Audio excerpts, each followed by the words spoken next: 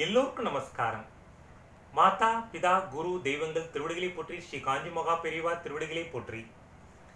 பொருள் நீங்கி பொச்சாந்தார் என்பர், அருள் நீங்கி அல்லவை செய்து ஒழுகுவார்.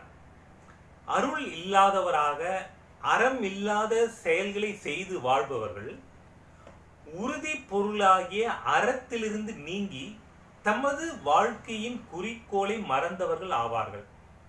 வள்ளுவர் பெருமானின் அறநெறிகளை பின்பற்றி வாழ்க்கையில் நாம் முன்னேறுவோம். அன்பு பாரத தேச மக்களே, அன்பு தமிழஞ்சங்களே,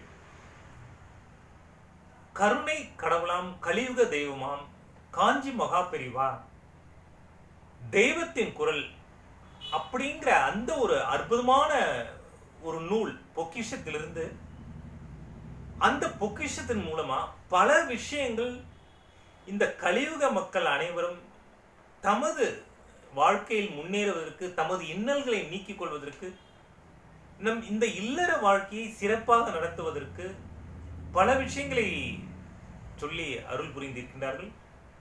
அவற்றை இப்பொழுது நாம் காண்போம்.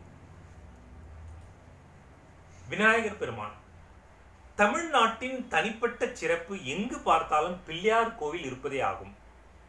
கோயில் என்று பெயர் வைத்து விமானமும் கூரையும் போட்டு கட்டிடம் எழுப்ப வேண்டும் என்பது கூட இல்லாமல், அரச மரத்து அடிகளிலேயே கூட வானம் பார்க்க அமர்ந்திருக்கும் சுவாமி நமது பிள்ளையார்.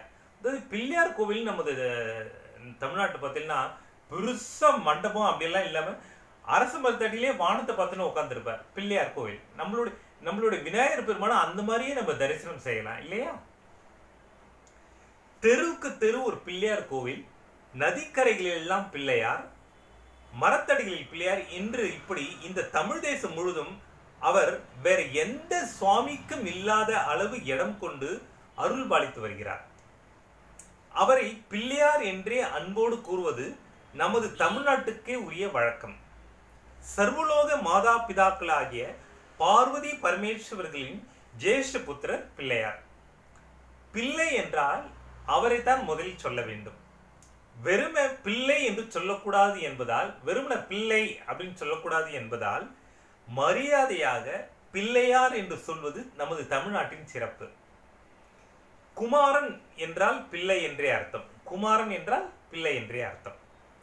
பாரத தேசம் முழுவதிலும் குமாரன், அதாவது குமார சுவாமி என்றால் பார்வதி பரமேஸ்வரர்களின் இளைய பிள்ளையாகிய சுப்பிரமணியரையே குறிப்பிடும்.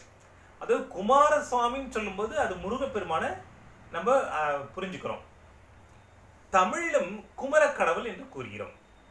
ஆனால் அவரை குமரனார் என்று கூறுவதில்லை. அதாவது முருகப்பெருமான் குமரனார் அப்படின்னு சொல்றது கிடையாது, குமரன் என்றுதான் சொல்வார்கள்.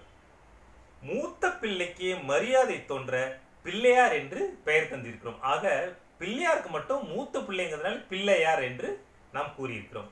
மேலும் அடுத்த நிகழ்ச்சியில் நாம் காண்போம். நன்றி, வணக்கம். ஜெயஹிந்த். பாரத் மாதா கி ஜெய். வந்தே மாதரம்.